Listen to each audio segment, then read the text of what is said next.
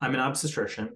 I've taken care of tens of thousands of pregnant people and helped deliver a lot of babies in that time. And spent most of my career as an academic physician studying C-section rates, actually, why they're so high, what the trade-offs are, and really what's changed about the way that we give birth from the last generation to the current one. It turns out there's some pretty substantial differences between the way that we have babies today and the way that our parents and grandparents did. And some of it is for the better, and some of it is very clearly not. Well, this is exactly what I want to talk to you all about today. So first, maybe we could start with, I know I sent you over some data from Rhode Island that looked at the rate of C-section sort of across the board, but also among sort of the lower risk moms and babies. What did you take away from that data when you looked it over? Those are high numbers. So I would say the trends in Rhode Island, which by the way, I spent a lot of time in. I went to Brown for both college and medical school, and Women and Infants Hospital is one of the reasons why I became an OBGYN. And part of what makes Women and Infants Hospital unique is that it delivers the overwhelming majority of people who are born in Rhode Island. It's a very, very busy labor floor, one of the busiest in the entire nation. And so, you know, that's different from the rest of the country. But what is similar to the rest of the country are the overall trends, which is approximately a third of people end up getting major surgery to give birth. And, you know, it's really hard to know what the ideal number is for C-sections. We know that it's not zero. C-sections can save lives. And also, probably 1 in 3 of us getting major surgery to give birth is too many. And the thing is, in healthcare, you can hurt people when you do too little too late and when you do too much too soon. You can't get surgical complications without doing surgery. And so when you have a C-section, the odds of things like hemorrhage or systemic infection or organ injury are about 3 times higher. The other thing that's sort of unique to C-sections is that obstetricians are the only surgeons that routinely cut on the same scar over and over again. So like if you're a neurosurgeon or a vascular surgeon, you have to go back and operate in a place where you operated before, that's a bad day in your work week. But for an obstetrician, that's like a routine everyday occurrence because most moms have more than one baby. And the reason that that matters is that a first-time C-section is a pretty straightforward surgery. But the second or third or fourth time even, it can get pretty complicated. And sometimes it's like operating on a melted box of crayons. Not to get too graphic, but sometimes the placenta, which is an organ that only exists in pregnancy, it's a big bag of blood vessels and it gets 25% of all the blood that the heart is pumping. If that gets caught up in all that scar tissue in that melted box of crayons, it doesn't detach normally and people can bleed a lot and sometimes even to death. So there is real morbidity and real harm to doing too many C-sections, not to mention the fact that for moms, they have to recover from all of that in addition to taking care of their babies. So when I look at the numbers in Rhode Island, I'm seeing a lot of what I see across the whole country, which is overall more C-sections being done than we need. And why do you think this is happening? Why do you think there are more C-sections being done than we need? Let me tell you why it's not first, because it defies conventional wisdom. So, you know, in the 1970s, the C-section rate was 5%. And that wasn't so long ago. Like there's still people, midwives, nurses, obstetricians at Women and Infants right now who probably remember the 70s. You know, so 5% to 33%, I think you said. That's a 500% increase over effectively 1 to 2 generations of moms. And so a lot of the conventional wisdom is like moms are demanding C-sections now, and they weren't before. And it turns out that's not exactly true. Less than 0.5% of moms electively request a C-section. So it doesn't explain the trend. And then you're like, okay, well, maybe moms are different than they used to be. Maybe moms are older. There's more obesity, there's more diabetes than there used to be. There are more multiple pregnancies, meaning like twins because of IVF. And it turns out that doesn't explain it either. The healthy 18-year-old today is about twice as likely to have a C-section today compared to when she was born. So it's not quite that. Some people are like, well, you get paid more to do a C-section, or medical malpractice induces people to do C-sections. And directionally, they do create incentives to do more surgery. Also, when you look at differences in how people are paid or differences in medical malpractice policy, doesn't seem to explain it very well either. So my best explanation is that over time, what we've done is we've taken 99% of American women and we've put them in environments that are functionally similar to ICUs, and we've surrounded them by surgeons. And so we do a lot of surgery. And for the surgeon, when I do a C-section, I'm never wrong, because if the baby comes out looking perfect, I think it's a good thing I did a C-section. And if the baby comes out looking sick, I think it's a good thing I did a C-section. So either way, I'm always right. So you think that basically it's just sort of a mentality of like, a woman's presenting, might need a C-section. Let's pull this trigger because either way, this is the best path forward. Is that sort of it? Yeah, we're sort of in this construct where if you don't do the C-section and somebody gets hurt, it's immediately clear, it's devastating. And if you do the C-section, oftentimes the harms are a little bit less immediately obvious, to be totally honest with you. You're always blamed for not doing the C-section. You're rarely blamed for actually doing the C-section. And also from the obstetrician's point of view, at 3 a.m. when somebody is pushing for 2 hours and then 3 hours and then 4 hours, there's actually no technology that can tell you definitively how big the baby is or how sick they are. In 2023, the only way to know how big the baby is to weigh the baby after they've been delivered. It turns out ultrasounds are not that accurate at that point. And so you have to decide what you believe is going to happen. And if you wait too long, the baby can get hurt or the mom can get hurt. And if you move too quickly, somebody can get hurt. And so those are really tough decisions. One thing that we've been hearing over and over again is that the healthcare industry is completely overwhelmed and understaffed. Is it possible that providers are pulling the trigger on C-sections a little bit sooner in order to, frankly, get a labor and delivery room back open and have that mom and baby be moved along in the process a little bit faster? 100% yes. In fact, that's probably the biggest explanation for the variation in C-section rates by hospital and the changes over time. You've keyed in on something really, really important. So I've never seen a labor floor that's overstaffed. I've only seen labor floors that are understaffed, ever. I've never seen a labor floor that's perfectly staffed. And by the way, part of the complexity here is you don't know who's going to go into labor, like unless there's a full moon or something. But like there's always like some nurse on the labor floor who is very experienced, who has to figure out, based on how busy we are, how many nurses do I need? And which nurse goes to which patient? And which patient is going to get sick enough to need a resource like the blood bank or the operating room? It's very, very complex. But yes, on the labor floor, like in life, we face a dichotomous choice between doing the right thing and doing the easy thing very often, and very often they don't line up.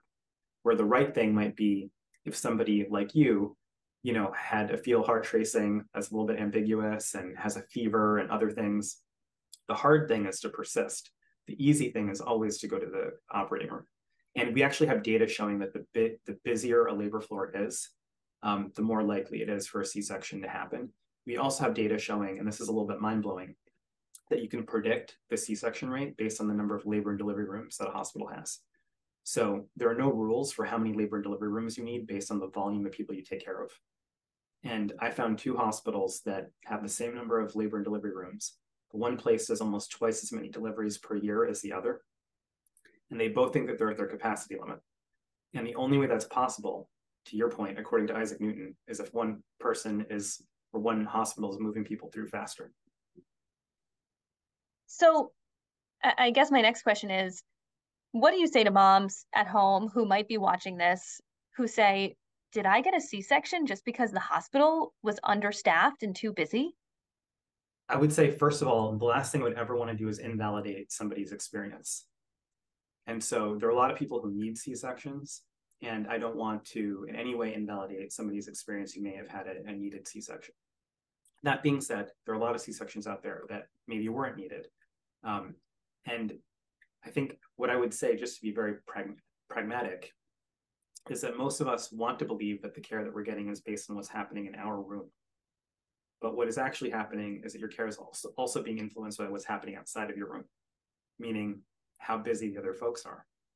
And I would say that what you deserve is, not just to emerge from the birthing process unscathed. That's a pretty low bar, but to actually be supported and communicated with. And the more that you're able to communicate with your nurse, your midwife, your obstetrician about what's happening to you early in the process, ahead of having to make the C-section decision, the better. So as we talked about sort of at the top of this conversation, the numbers are high, potentially too high. How do you get them back down?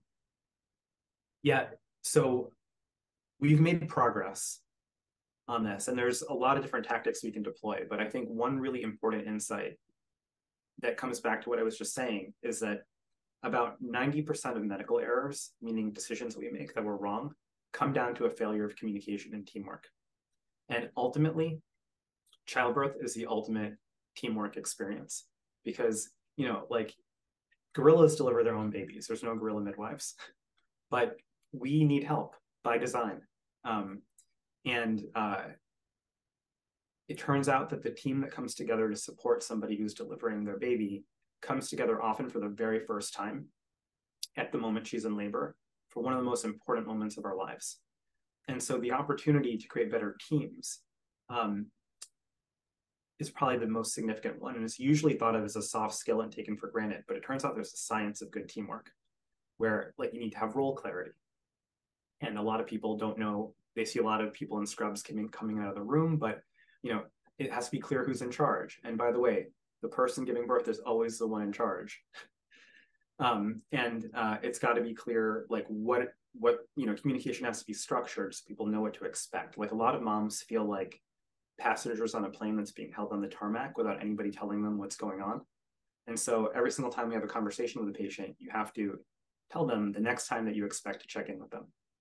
That simple step goes so far towards making the team effective. So is this just then about training, about, having these conversations within institutions and, sort of getting this message out there? Is that as simple as it is? Well, that very simple thing is enormously powerful. So my team designed a way of doing this that is now in hundreds of hospitals across the country. And it's making a real difference. So sometimes simple things done really well are very effective. Also, I don't want to minimize the fact that there's a structural concern here, which you spoke to, which is that labor floors are understaffed. Nurses and doctors and midwives, particularly after the pandemic, are, they're really spread thin. Ultimately, at the end of the day, we have to invest in the things that we care about. And if we care about childbirth and we care about maternal health, we have to invest in it. Not just invest in the C-section, but invest in the hard work of supporting somebody in labor. We have these conversations with our doctors about inducing early. Lots of folks I know have been induced. Does induction more often lead to C-section? Yes and no. Okay, so I'm sorry, this isn't a clean answer, but here's the reason. It turns out in the 90s, most of what happened on the labor floor at women and infants was spontaneous, meaning people just went into labor. Today, roughly, I would guess about half of the activity is scheduled, like a scheduled. Why is that? It's because of two reasons. One is that there are more conditions where the risks of continuing to be pregnant outweigh the risks of just delivering. The other reason is that there is very good data that shows that if you manage an induction correctly, then it doesn't increase the odds of a C-section. And so the pervasive view is that people should have the choice. That being said, at 39 weeks or beyond, that being said, what managing an induction correctly means is having patience for people in labor. And so what I've observed is that places that are bad at inductions are also bad at managing labor. And that's actually the fundamental problem. We under-support people to just go through the laboring process. And then inductions typically last even longer. And maybe you don't have an answer to this, but what is the ideal C-section rate? We don't know what the ideal C-section rate is. We know that the ideal mortality rate is 0. We know that the ideal infection rate is 0. But what makes C-section rates complicated is that it's not 0. The benchmarks we have, the WHO said many years ago that the ideal is 10 to 15% across the population. My team at Harvard at one point did a study of hundreds of countries around the world. And we looked at what their C-section rate was and what their neonatal and maternal mortality rate was.